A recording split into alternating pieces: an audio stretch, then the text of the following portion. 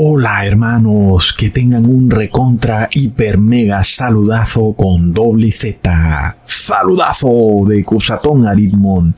Bienvenidos a un nuevo video. Oremos hoy a nuestro Padre eterno. Padre amado, danos mucha fuerza, Padre amado, para sobrellevar estos tiempos finales. Ayúdanos a cumplir tu voluntad. Úngenos con el Santo Espíritu de Jesús.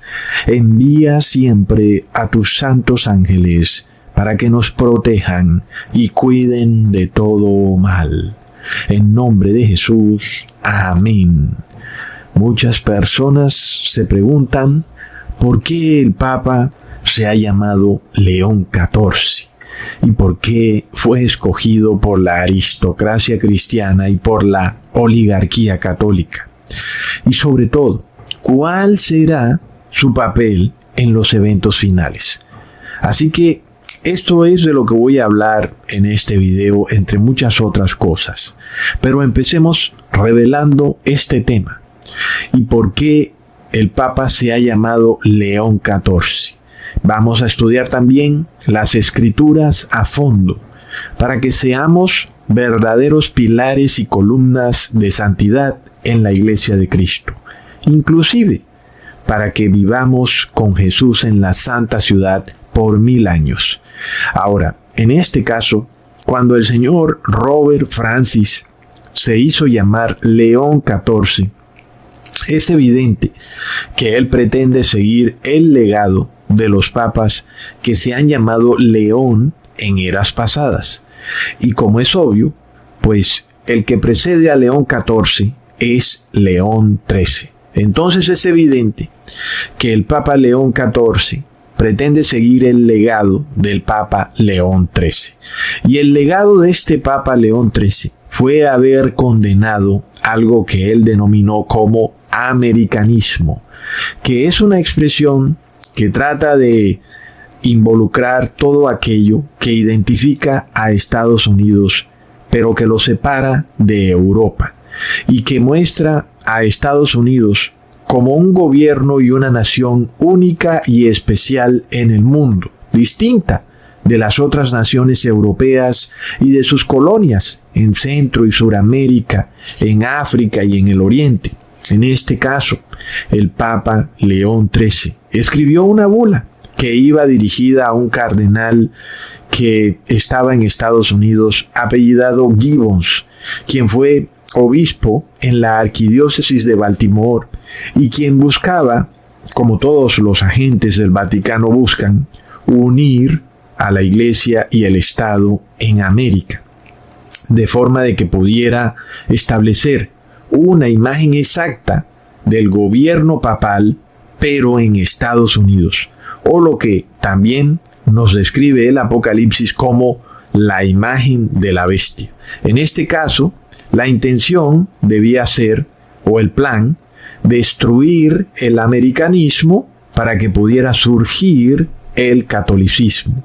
Porque ambos conceptos son como el agua y el aceite, son totalmente opuestos.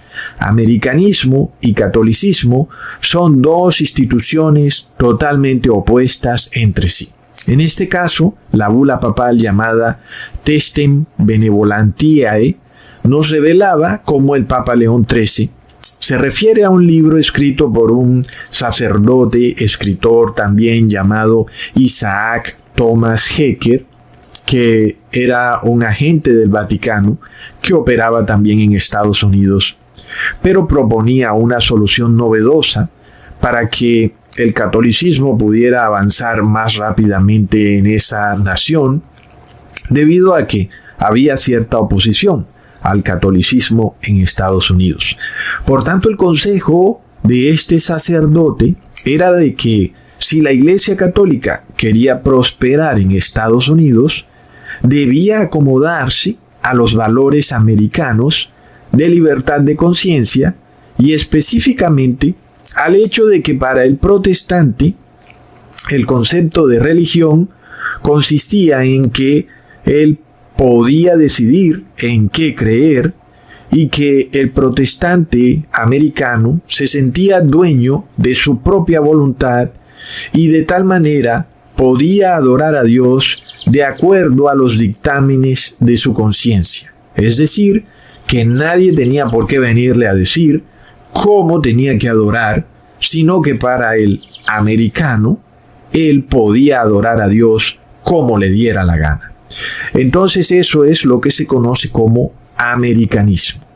Y en este caso, para los protestantes, no era para nada aceptable que en la Iglesia Católica existiera una jerarquía, sobre todo un líder absoluto, que diera órdenes desde arriba a toda la Iglesia, lo cual evidentemente es un gobierno totalitario y autócrata.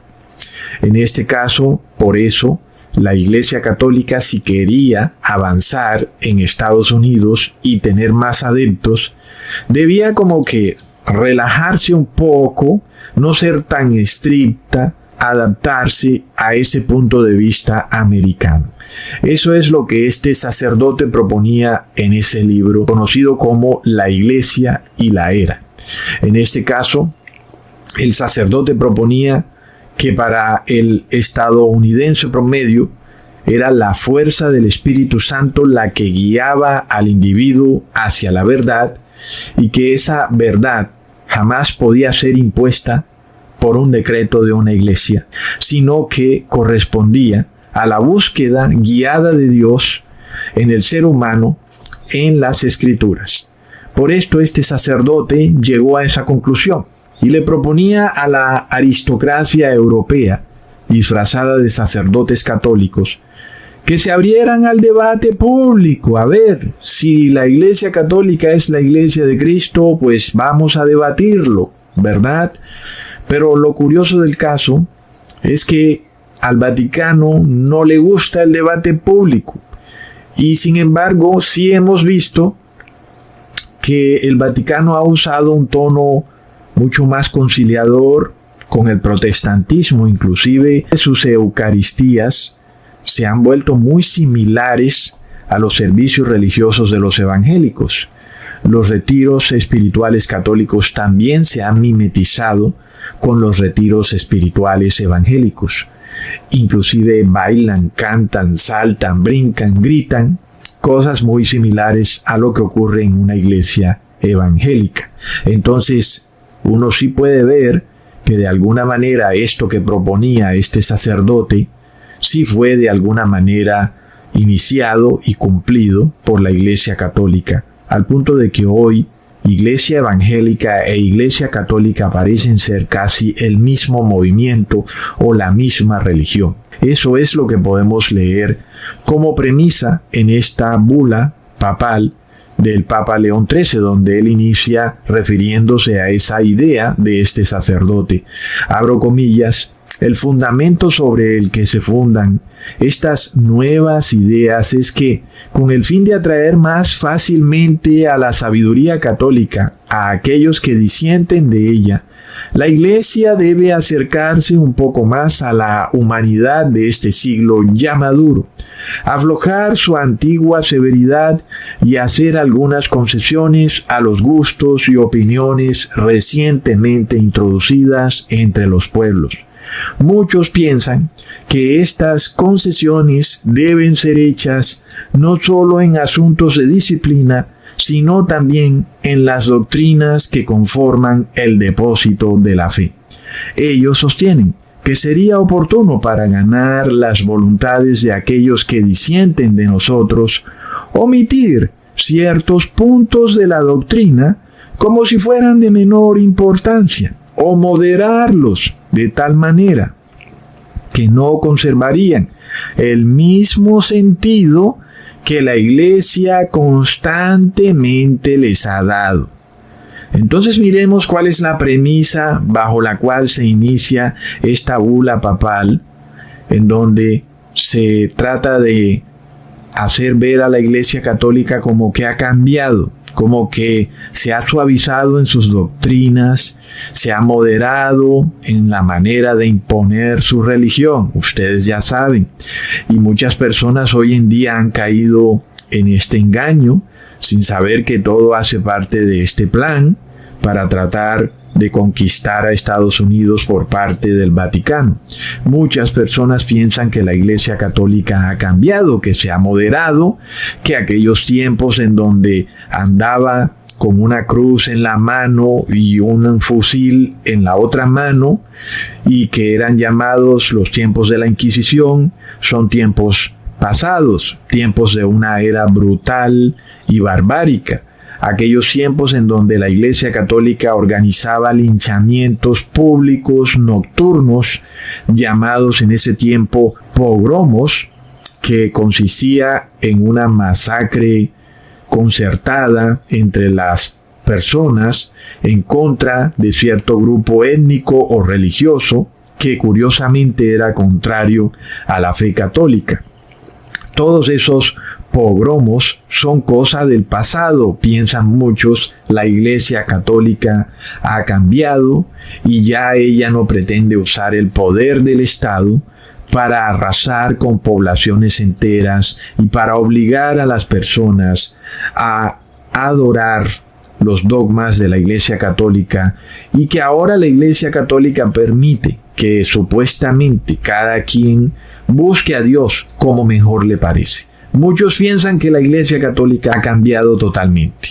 Y yo pienso que bajo este engaño no solo han caído muchos, sino que ha caído el 99.99% del mundo entero. Y tal vez por eso el decreto Consalvi, ocurrido en el 2020, tomó por sorpresa al mundo entero, inclusive a la gran mayoría de evangélicos, que olvidaron por completo que la Iglesia Católica está siempre dispuesta a imponer sus dogmas usando el poder del Estado. Pero peor aún, usará ejércitos militares o paramilitares para arrasar con grupos enteros de población que no obedezcan sus dogmas. Recordemos que eso fue lo que ocurrió en la población francesa de San Bartolomé, cuyos moradores eran protestantes y pensaron que vivirían tranquilamente, en paz y tranquilidad, en la Francia católica, cuando de repente fueron asesinados inesperadamente en la mitad de la noche.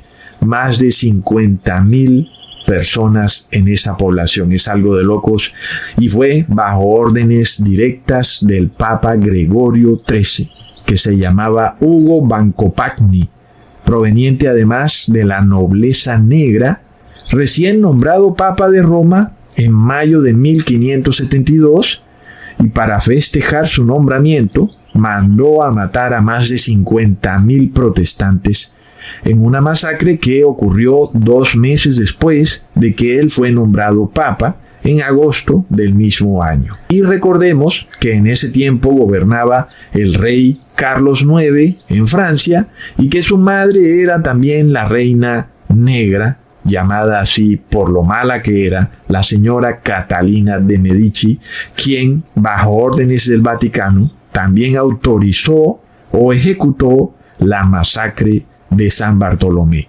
Plop. Y recordemos que durante el pontificado del Papa Francisco, él no hizo sino más que pedir disculpas por esa masacre. Sin embargo, eso sí, terminó culpando de la misma masacre a la reina Catalina de Medici, como quien dice, la Iglesia Católica aquí no tuvo nada que ver. En